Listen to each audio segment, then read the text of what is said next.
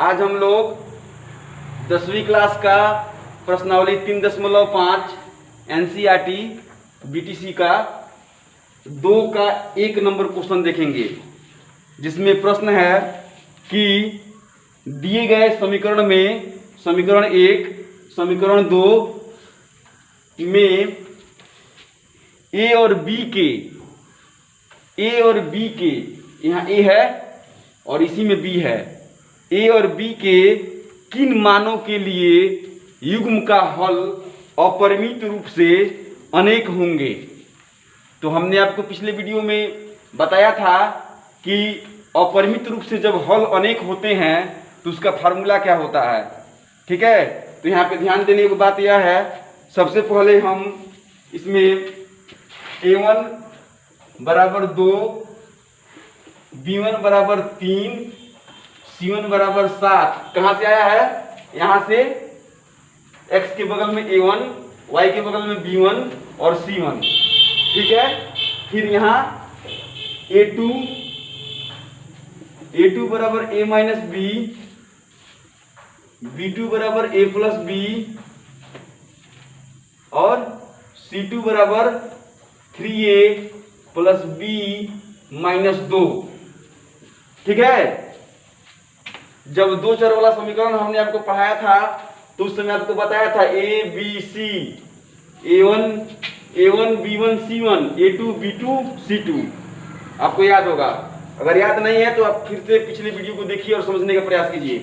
फिलहाल यहाँ मैं जब युग्म का हल अपरिमित रूप से अनेक होंगे लिखेंगे, जब दिए गए समीकरण में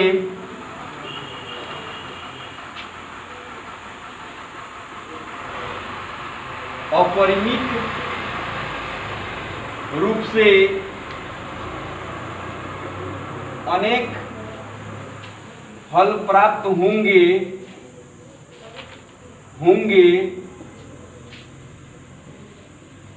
प्रश्नानुसार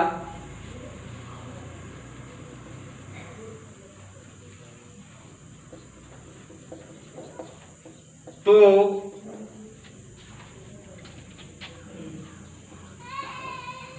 सूत्र से हम जानते हैं कि जब हल जो है अपरिमित रूप से अनेक होगा तो सूत्र होता है a1 बटा a2 बराबर b1 बटा b2 बराबर c1 बटा c1 बटा a2 बराबर b1 बटा b2 बराबर c1 बटा c2।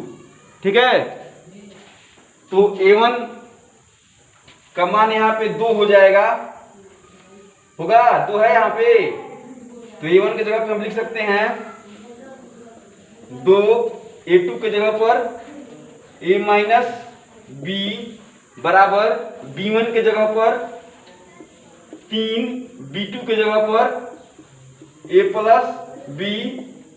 समझ रहे हैं, तो c1 के जगह पर 7 और c2 के जगह पर 3a प्लस b माइनस 2।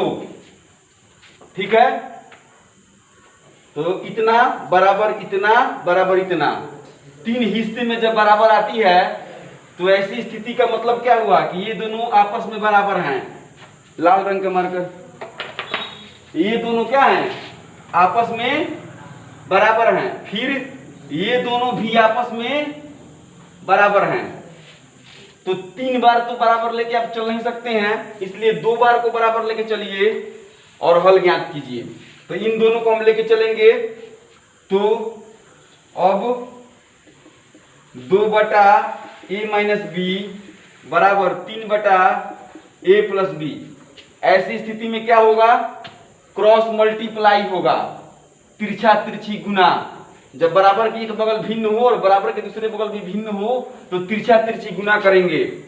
तो 2 से गुना होगा a में 2a, 2 से गुना होगा b में 2b, 3 से गुना होगा a में 3a, 3 से गुना होगा b में माइनस 3b। अब हल करेंगे या देते हुए या 2a minus 3a plus 2b plus 3b बराबर 0। इधर से सारे पद इधर चले आएंगे, 2 में से 3 घटेगा, माइनस से बचेगा। अलजेब्रा के नियमानुसार आप याद रखिएगा, हमने आपको बताया पहले भी कि गणित के हर सारे स्टेप जो है कहीं ना कहीं किसी ना किसी गणित के नियम के तहत होता है। यहाँ अलजेब्रा के नियमानुसार प्रक्रियाएं हुई हैं। बार बार इस चीज को हम समझाते नहीं रहेंगे, आपको समझ में आना चाहिए, क्योंकि इसके पहले आप बहुत बार पढ़ चुके हैं। अब इतनी स्थिति को हम लेके चलेंगे 3/a प्लस b बराबर 7/3a प्लस b माइनस 2। अब फिर वही प्रक्रिया होगी। समीकरण के नियमानुसार क्रॉस मल्टीप्लाई होगा, तिरछा तिरछी गुना। 3 से इस 3 में गुना होगा, 3 से b में, फिर 3 से 2 में। तो 3 तरीके 9 प्लस 3b माइनस 6, फिर 7 से गुना होगा, 7a प्लस 7b, या का निशान देंगे। अब इस इधर जो भी पद है सभी पदों को इधर खींच लेंगे, तो 9a minus 7a plus 3b minus 7b। 6 इधर माइनस में है तो इधर प्लस में चला जाएगा, प्लस 6।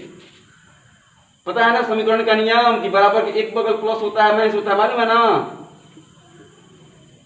थोड़ा हल्के आवाज में बोल सकते हैं, कोई दिक्कत नहीं है। 6, 9 में से 7 घटेगा 2, 3 में से 7 घटेगा 4। अब 2 कॉमन लेंगे यहाँ, तो a माइनस 2b बराबर 6, और 2 से 6 कट जाएगा, a माइनस 2b बराबर 6/2, a माइनस 2b बराबर 3, समीकरण सेकेंड। अब यहाँ आपको समीकरण फर्स्ट और समीकरण सेकेंड से आप a और b का मान विलोपन विधि के तहत, जिस विधि को हमने कल बताया था और बार बार हमने परसों से लेकर कल तक विलोपन विधि के तहत बहुत सारे सवालों का वीडियो भी डाला है, उसको समझते हुए आप a और b का मान निकाल के दिखाइए। यदि आप a और b का मान नहीं निकालिएगा तो आप, अब देखा जाए, -a प्लस 5b बराबर 0, समीकरण फर्स्ट, और a माइनस 2b बराबर 3, समीकरण सेकेंड। अब ऐसी स्थिति में आपको विलोपन विधि द्वारा इसको हल करना है। तो a में माइनस है और इधर a में प्लस है, तो दोनों कट सकता है समीकरण के तहत, ठीक है। इसलिए लिखेंगे समीकरण फर्स्ट एवं सेकंड को आपस में जोड़ने पर, तो -a प्लस 5b बराबर 0, a माइनस 2b बराबर 3, a से कट जाएगा, 3b बराबर 3, b बराबर 3/3, b इक्वल टू 1। b का मान हो गया 1, और b का मान समीकरण फर्स्ट में रखने पर, ठीक है, -a प्लस 5 गुना 1 बराबर 0, -a बराबर -5, a बराबर 5 और b बराबर 1। घेर दीजिए, घेर करके आंसर। इस तरीके से आपका यह आंसर पूरा हुआ।